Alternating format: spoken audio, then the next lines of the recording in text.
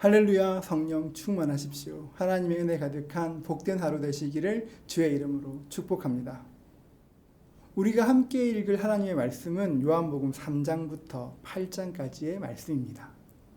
여러분, 예수님께서는 이 땅에서 몇 년 동안 사역하셨습니까? 3년 반입니다. 예수님께서는 이 땅에서 3년 반 동안 사역하셨습니다. 그러면 예수님께서 3년 반 동안 이 땅에 계셨다는 것을 어떻게 알 수 있습니까? 요한복음을 보고 알 수 있습니다. 다른 성경과 달리 요한복음에서는 예수님께서 유월절을 지키시고 예루살렘에 가신 것들을 세세하게 기록해 놓았습니다. 요한복음에 보면 예수님께서 유월절을 4번 보내신 것이 기록되어 있습니다. 4번의 유월절은 만 3년을 말하고 첫 번째 유월절에 이렇게 6개월 전쯤에 세례 받으셨으니까 예수님께서는 이 땅에 3년 반 동안 계신 것입니다.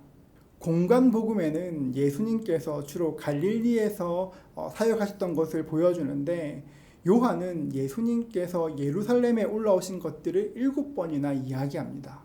이렇게 장소에 집중하다 보면 자칫 우리 예수님께서 어떤 근사한 장소에서 특별한 사람들과 만난 것처럼 보일 수도 있지만 전혀 그렇지 않습니다. 예수님은 언제나 사람에 대한 관심이 있으셨습니다. 요한복음에는 인터뷰가 사람들 간의 대화가 참 많이 기록되어 있습니다.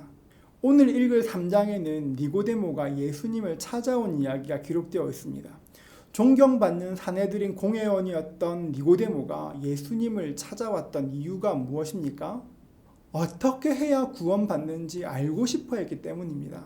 니고데모와 대화하시면서 예수님께서는 거듭나야 하나님 나라에 들어갈 수 있다고 말씀하셨습니다. 4장에 보면 수가성 여인의 이야기가 기록되어 있습니다. 지리를 알면 꽤 재미있는데 예수님께서 예루살렘으로 가실 때 사마리아를 통과해 가는 것은 꽤나 둘러가는 것입니다. 꽤 둘러가는 길인데도 굳이 사마리아를 지나가신 이유가 무엇입니까? 이 여인을 만나기 원하셨기 때문입니다. 그냥 우연히 만난 것이 아니라 한 영혼을 향한 마음을 품고 그 여자를 불쌍히 여기셔서 주님께서 그곳으로 가신 것입니다. 5장에 보면 베데스다 목가에서 무려 38년 동안 병들어 있던 사람을 고치신 이야기가 기록되어 있습니다. 38년 동안 온전한 절망에 있던 그 사람을 일으키신 주님의 이야기, 그와 나누었던 이야기들이 기록되어 있습니다. 예수님께서는 이들과 이야기하셨습니다. 니고데모와 이야기하셨고 수가성 여인과 이야기하셨고 베데스다 목가에서 38년 된 환자와 이야기하셨습니다. 예수님께서는 안드레를 만나셨고 빌립을 만나셨고 나다나엘을 만나셨습니다.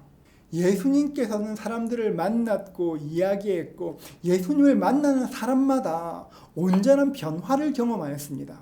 예수님께서 수많은 기적들을 행하셨지만 요한은 특별히 7개의 기적을 소개합니다. 물로 포도주를 만드셨고 왕의 신하의 아이를 고치셨습니다. 38년 된 병자를 고치셨고 오병이어의 기적을 행하셨습니다. 지금 제 뒤로 보이는 곳이 벳세다 들판인데요. 이곳에서 남자만 5,000명이 여자와 아이까지 다 하면 2만 명이 넘는 사람들이 함께 말씀을 듣고 배불리 먹는 기적이 있었습니다. 기적을 지켜보는 것도 아니고 기적을 구경하는 것도 아니고 그 많은 사람들이 함께 기적을 경험했을 때 그곳에 얼마나 큰 놀람과 그 흥분이 있었겠습니까? 그 흥분과 놀람을 상상해보면 정말 그 현장이 너무 궁금합니다. 주님께서는 오병이어의 기적을 행하셨고 비바람이 몰아치던 날 무리를 걸어오셨습니다. 날 때부터 볼 수 없던 사람을 보게 하셨고 죽은 나사로를 살리셨습니다. 요한은 이런 기적들을 소개하는데 다른 복음서와 달리 요한은 기적이 아니라 표적이라고 이야기합니다. 미라클이 아니라 사인이라고 이야기합니다. 요한이 이 놀라운 일들이 기적이 아니라 표적이라고 사인이라고 말하는 이유가 무엇입니까? 표적은 쉽게 말하자면 깃발을 흔드는 것입니다. 이분이 하나님의 아들이시다. 이분이 구원자이시다. 사람으로 오신 그분이 너를 고치셨다. 그냥 고침받은 것이 아니라 그분이 너에게 사인을 보내신다. 이 사인을 보고 구원자를 보라는 것입니다. 그래서 요한은 이런 표적 뒤에 예수님께서 어떤 말씀을 하셨는지를 이야기합니다. 오병이어의 기적을 행하신 후에는 예수님께서 자신을 생명의 떡이라 말씀하셨고, 태어날 때부터 볼 수 없던 그 사람들이 보게 되었을 때에는 예수님께서 말씀하시기를 그래 내가 세상의 빛이다 말씀하시는 것입니다.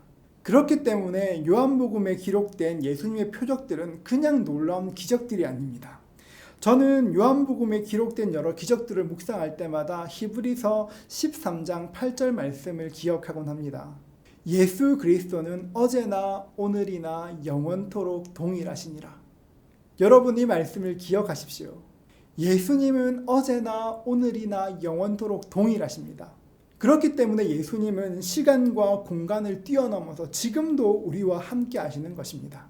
오늘 하루도 우리에게 사인을 보내시면서 나에게 오라고 나와 함께 교제하자고 말씀하시는 그 은혜가 있는 것입니다. 우리 모두가 그 은혜 경험하시기를 주의 이름으로 축복합니다. 우리 삶에 더 큰 은혜가 있을 것입니다. 그 은혜 누리시는 저와 여러분 되시기를 주님의 이름으로 축복합니다.